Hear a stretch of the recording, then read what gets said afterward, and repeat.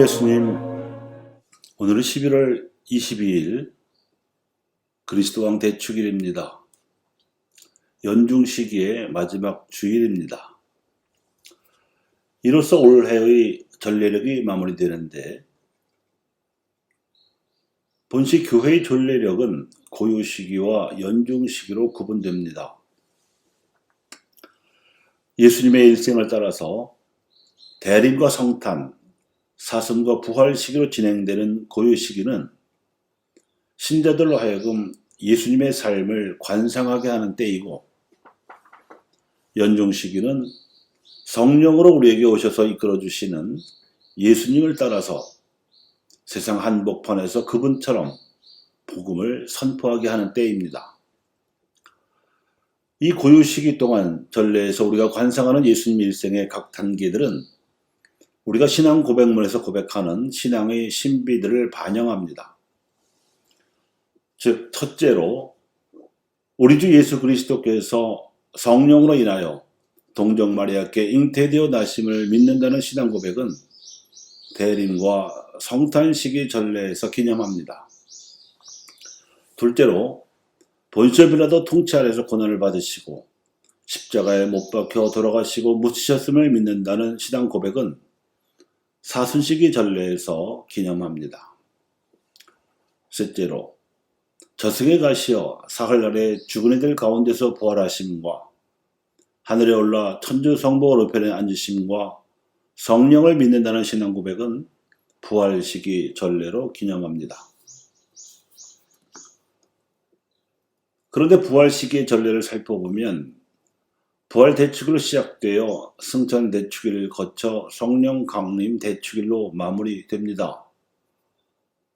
이렇게 신앙 고백 안에서 부활과 승천과 성령 강림은 전례로 기념하지만 하늘로부터 산이와 죽은 이를 심판하러 오심을 믿는다는 고백을 전례로 기념하는 순서가 빠져 있습니다.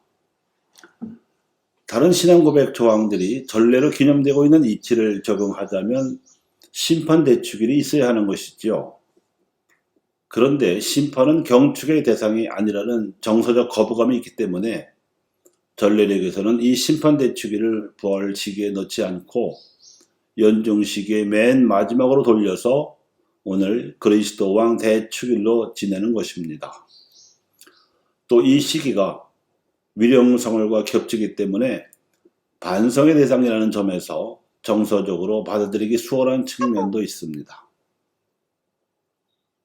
어쨌든 이치상으로 그리스도 왕 대축일인 오늘은 심판에 대해 묵상하는 때입니다. 그래서 오늘 복음도 심판에 대한 말씀입니다. 이 말씀은 마테오가 자신의 복음서에서 편집한 종말 설교에 속합니다. 진복 8단으로 시작되는 산상설교가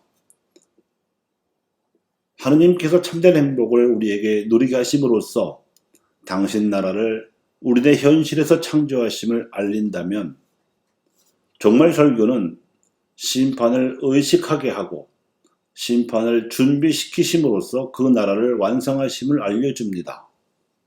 그러니까 행복으로 당신 나라를 창조하신 하느님께서 심판으로 그 나라를 완성하시는 것입니다. 최후 심판에 대한 오늘 복음에서 예수님께서는 가난하고 고통받는 이들에게 사랑을 베푼 이들에게는 영원한 생명을 약속하시지만 그 사랑을 거절한 이들에게는 영원한 불이 기다리고 있다고 경고하십니다. 그리고 특이할 것은 예수님께서는 가난하고 고통받는 이들에게 베푼 그 사랑을 바로 당신께 베풀어 드린 것으로 간주하시겠다는 선언입니다. 이는 예수님께서 당신을 구세주로 믿고 따르는 모든 그리스도인들에게도 당신처럼 가난하고 고통받는 이들에게 사랑을 베푸는 삶을 살아가도록 재촉하는 잣대이며 인생의 기준이자 역사의 목표입니다. 이 기준과 목표를 통해서 구세주이신 그리스도께서 인간과 역사를 다스리십니다. 개인의 일생도, 인류의 역사도, 그 사이에서 생겨나는 개별 문명들도 모두 이 기준과 목표로 평가받습니다.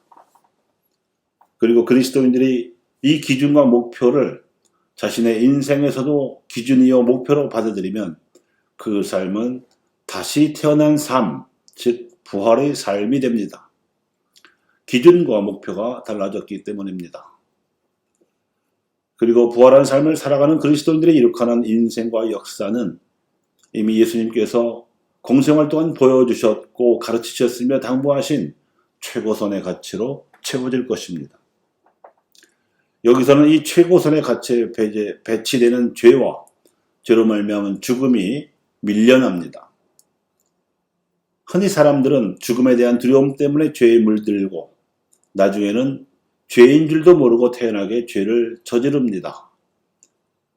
그런데 죽음이 아니라 하나님을 두려워할 줄 알게 되면 죄 대신에 사랑을 실천하게 되고 이것이 심판의 영향력이 작동하여 우리를 하나님 나라의 참된 행복으로 부활시키는 원리입니다. 그래서 오늘 제2독서에서 사도 바오로도 이렇게 말합니다. 형제 여러분, 그리스도께서는 죽은 이들 가운데에서 되살아나셨습니다. 죽음이 한 사람을 통하여 왔으므로 부활도 한 사람을 통하여 온 것입니다. 아담 안에서 모든 사람이 죽는 것과 같이 그리스도 안에서 모든 사람이 살아날 것입니다. 이것이 종말입니다. 그리하여 하나님께서는 모든 것 안에서 모든 것이 되실 것입니다. 사도 바오로가 받은 이 계시의 말씀에 따라서 세상의 끝날이 종말이 아니라 우리 믿는 이들이 예수님처럼 살아가게 됨으로써 그야말로 부활한 삶을 살게 되는 때가 바로 종말입니다. 우리의 삶 안에서 하느님께서 모든 것이 되시는 때입니다.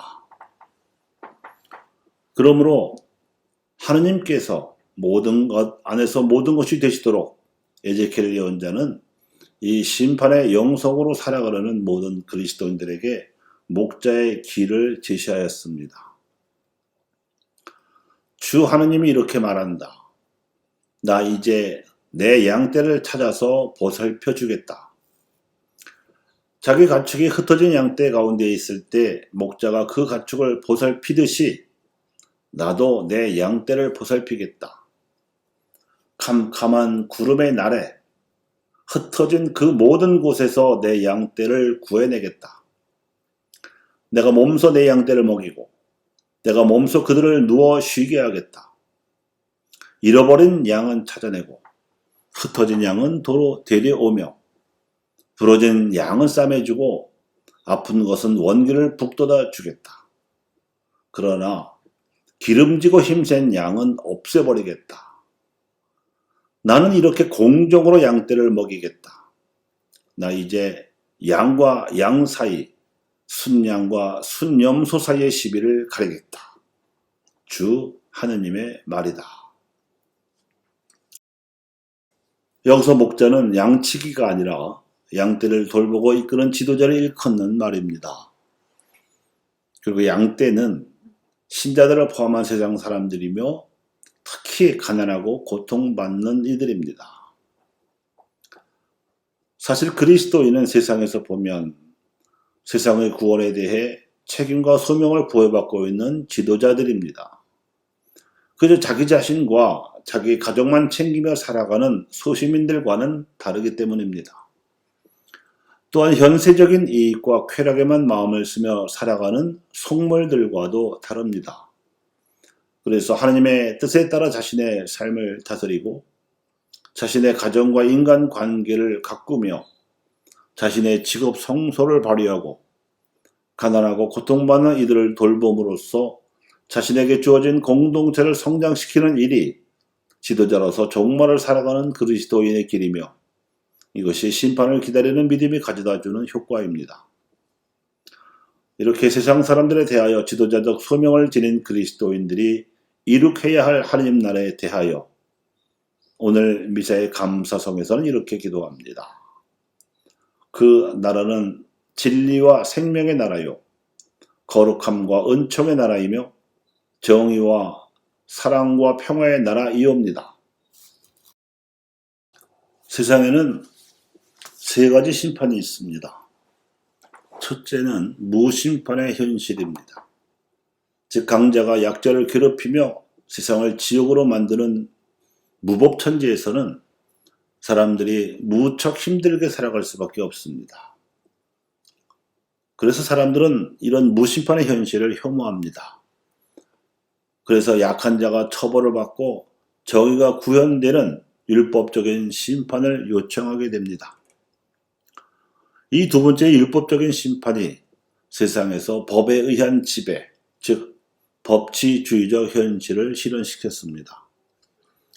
법 앞에는 누구나 평등하며 법은 양심과 도덕의 최소한으로서 각자가 행복하게 살 수 있도록 무법적 상황으로부터 보호해 줍니다.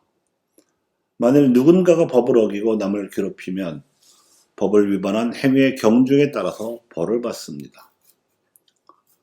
그런데 예수님 당시에도 율법은 엄연히 살아있었지만 본래의 죄정 취지대로 사람들을 죄악으로부터 보호하고 하나님께로 이끌기보다는 무고한 사람들을 죄인으로 낙인 찍어 소외시키는 악의 도구로 작동하고 있었습니다.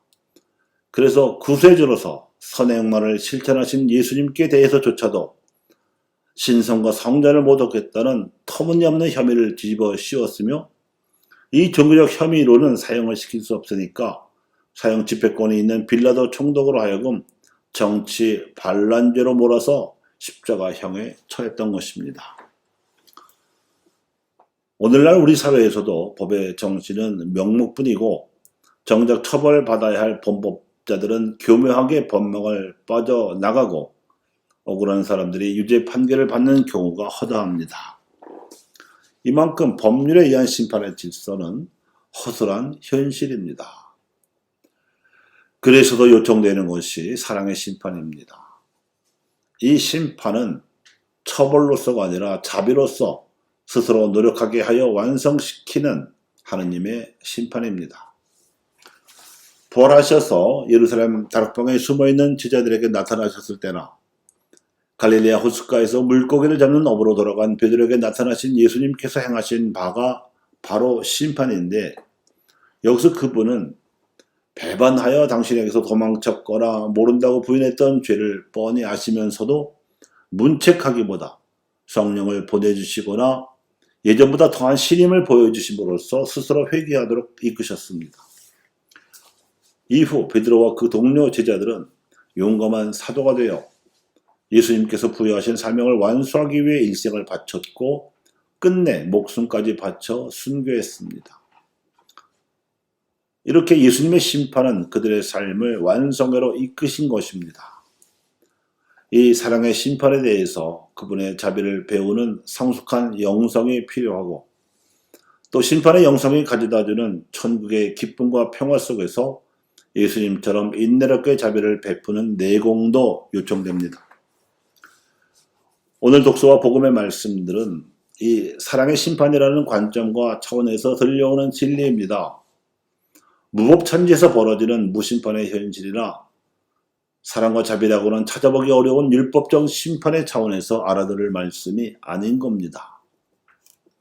따라서 심판이 우리를 완성으로 이끄는 하나님의 자비인 이상 천국도 바로 예수님께서 보여준 삶을 말합니다. 비록 갈등도 있고 번뇌도 있지만 그 속에서도 치열하게 사랑을 행하는 삶의 현실이 바로 천국이요 부활입니다. 영원한 불로 상징되는 지옥은 바로 이 사랑을 거절하고 오로지 자기 자신만 아끼는 기형적이고 괴물 같은 삶의 현실이어서 도무지 하나님의 사랑해 주는 기쁨과 평화가 자리 잡지 못하는 상태를 말합니다. 그러므로 하나님의 자비를 기다리며 예수님의 사랑을 본받는 삶이야말로 부활한 삶으로서 이미 이 세상에서부터 우리의 삶을 하나님께로 완성시키는 은총입니다. 그러므로 교우 여러분, 천국을 향한 심판의 영성과 기쁨과 평화를 누리는 내공으로 오늘 그리스도 왕 대축일을 뜻깊게 지내시기 바랍니다. 감사합니다.